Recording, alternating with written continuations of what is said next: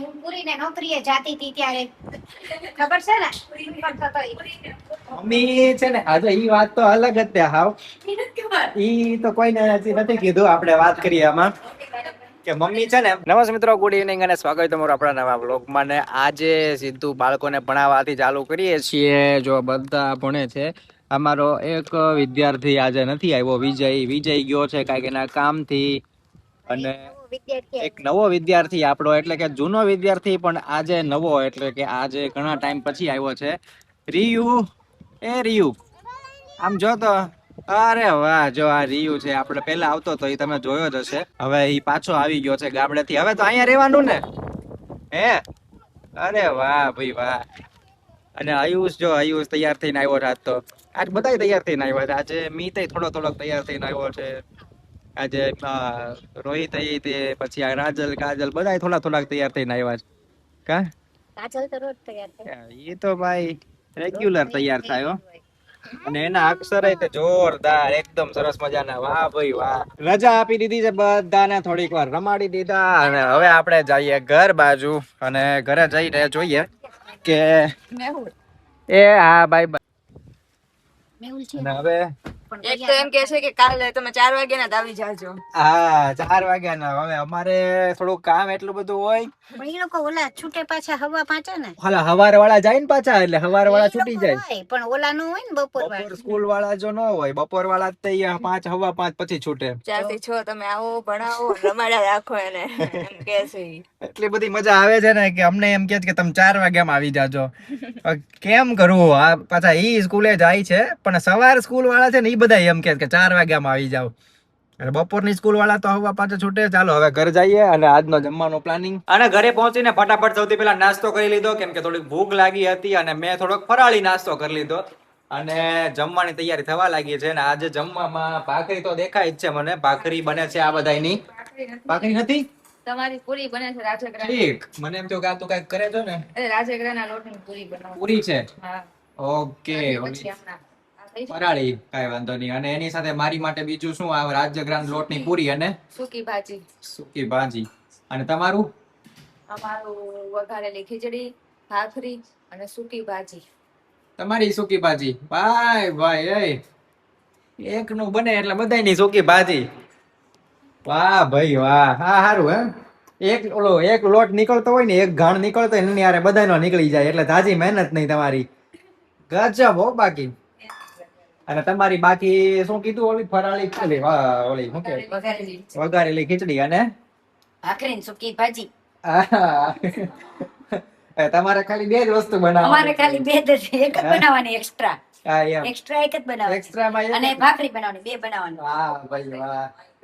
આ છે ને મેં ઘણી બધી જગ્યાએ સાંભળ્યું છે ને ઘણી બધી જગ્યાએ જોયું છે. અને જાજા ભાગે આવું થતું હોય. આપણા ગુજરાતમાં તો જાજુ આપણે આવું થતું હોય ને આપણા ગુજરાતી લોકો જ આવું કરે છે કે શું કે જુગાડ જેવું થઈ જાય ને એવી રીતના. એમ કે કોઈ એક માણસ જો ઉપવાસ કરતો હોય કે પછી શું કહેવાય, હાલો ઉપવાસમાં તો કઈ ખાવાનું જ ન આવે, પણ એકટાણું કરતો હોય કે પછી કોઈ બીમાર પડ્યું હોય, ત્યારે એની માટે જે જમવાનું બને ને એ જ બધાયનું જમવાનું હોય.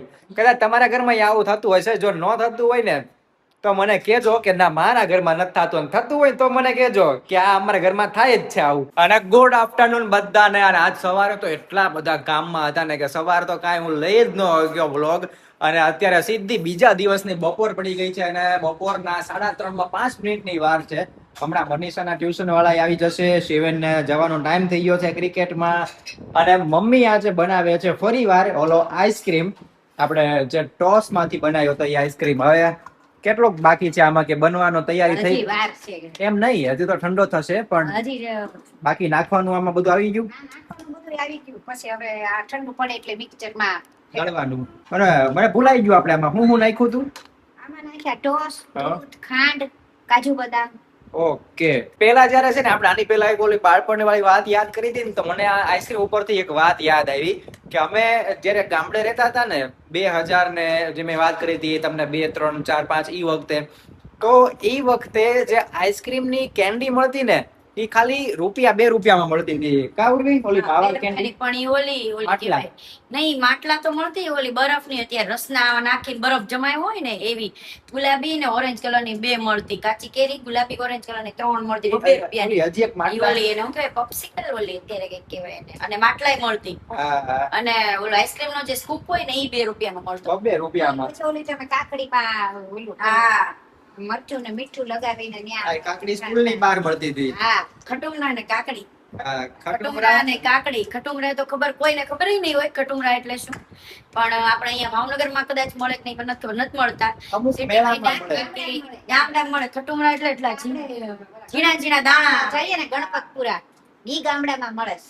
પેલા ઝીણા ખાટા આવે. ઝીણા દાણા આવે એકદમ ખાટા, ખૂબ ખાટા. એમાં મીઠું મરચું નાખીને ખાવાનું. મમ્મી કે ત્યાં મળે છે ઓલા ગણપતપુરા. ગણપતપુરા જાસી ત્યારે ખાસી ત્યારે બતાવ. અને અહીંયા મેળામાંય મળે છે. ઘણીવાર મેળો આવ્યો હોય ને હા મેળામાં મળતું હોય છે. તો થઈ જાય એમ કઈક બાકી કદાચ રાજપરા ખોડિયાર મળતા હોય તો. ખોડિયાર મંદિરે. હા હવે તો ઓલો નથી મળતો નહીંતર ઘઉંનો પાક કેવો પોંખ સરસ તો મળે છે આપણે અહીંયા મેળામાં. પોંખ તો મળે છે. પોંખ તો આપણે ગધેડિયા મેળો આવ્યો તો ત્યાં લાવ્યા હતા. અને આ બધી વસ્તુમાંથી તમને જો ખબર હોય ને કે ખટુમરા કોને કહેવાય તો મને કમેન્ટ કરીને કહેજો. અને કોણે ઈ ₹1 વાળી ₹2 વાળી કેન્ડી ખાધી છે, ઓલી કલર વાળી આવતી, એક કઈક કેસરી કલરની, પછી એક સફેદ કલરની આવતી હતી, દૂધની કહેતા ઈ વખતે, એક આવતી હતી માવા કેન્ડી. બધી માટલાની અંદર માટલા કેન્ડી આવતી ને એકદમ મજા આવી જતી જોરદાર. અને બીજું તો કઈ દેખાય જ નહીં ને આવે ઓલી કેન્ડી ને ટીંગ ટીંગ ટીંગ અવાજ આવે ને એટલે ઉર્વી ₹2 મને આપે ને હું દોડવા જ મંડું 4 રસ્તા સુધી. બહાર સુધી વહ્યા જાય લેવા માટે. હોટલમાં રહેતા હતા ત્યારે ખબર છે ને કાંઈ હું પૂરીને નોકરીએ જાતી હતી ત્યારે ખબર છે ને પૂરી પણ થતો ઈ. મમ્મી છે ને આજે ઈ વાત તો અલગ જ તે હાવ. ઈ તો કોઈને હજી નથી કીધું, આપણે વાત કરીએ આમાં કે મમ્મી છે ને ના મોટી બા રહેતા હતા. મારા મમ્મીના મમ્મી મમ્મીના મમ્મી નહીં મારા સાસુ ને એના સાસુ. ઠીક, મમ્મીના પપ્પાના મમ્મી. નાનીના સાસુ. હા ભૂલાઈ ગયું. એટલે મમ્મીના પપ્પાના મમ્મી મોટી બા કહેતા અમે બધાય. તો અને હું હાવ નાનો શિવેન જેવડો હોઈશ હું. તો ઈ વખતે અમે છે ને ઓલા આપણે મમ્મી હોસ્પિટલમાં જોબ કરતા હતા ન્યા ગામડે, અને અમે ક્વાર્ટરમાં રહેતા હતા. તો હું ને ઉર્વી છે ને અમે અંદર રૂમમાં હોઈએ, ક્વાર્ટરમાં રૂમમાં ઘરમાં, અને મમ્મી ગયા હોય નોકરીએ. અને મોટી બા અમારા જે હતા ને એને એ ધ્યાન કઈ જાતી કે હા. આ બેયનું ધ્યાન રાખજો અને બહાર નીકળવા નહીં દેતા. હા એટલે પછી છે ને અમે હું ને ઉર્વી એવી રાહ જોતા કે જેવા અમારા બા હુઈ જાય એટલે અમે ગોળી બાર.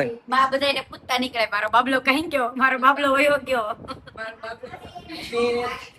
પછી અમે છે ને ભાગી જઈએ બહાર. અમારે હું રમવા જવું હોય ક્યાંક આમ બહાર રખડવા જવું હોય ને એવું બધું હોય ને, ક્વાર્ટરમાં બહુ મોટું મેદાન હતું. તો હું તો બહાર નીકળી જતો અને ઉર્વી હેરાન કરે ખોટું દબ કરીને પગ પછાડે. એ છે ને આમ આવી રીતે પગ પછાડે. મોટી બા બિચારા આમ હુતા હોય આગે, તો એને હું અવાજ તો આવે જ તે આમ ધડ કોણ કરે છે એમ. તો ઈ ઉઠીને જોવે હાવ ભોળા હાવ. અને આમ તો પેલાના માણસો બધા હાવ ભોળા જ તે. તો ઈ છે ને બિચારા ઉભા થઈને જોવે, પછી આ પાછી હુઈ જાય હરખી રીતના. અને હું તો બહાર જ વિયો ગયો હોય. એટલે કાર્ટરની સામેની બાજુ જ તે અમારે હોસ્પિટલ, ત્યાં જ મમ્મી નોકરી કરતા. એટલે તમને કહું ને તો અંતર એનું 100 થી 150 મીટર જેટલું જ તે, વધીને 200 મીટર તો છેક જે ક્વાર્ટર ક્વાર્ટર થી લઈને હોસ્પિટલ સુધી, મમ્મી સુધી, ત્યાંથી બધા જેટલા રસ્તામાં મળે ને એ બધાને રસ્તામાં પૂછતા જાય કે મારા બાબલાને જોયો. અને હું પહોંચી ગયો હોય સીધો મમ્મી પાસે, છે કાંઈથી આટા મારતો ન્યા સુધી, એટલે છેક સુધી ગોતવા આવે. ગસ્તાનમાં કાઢે હે?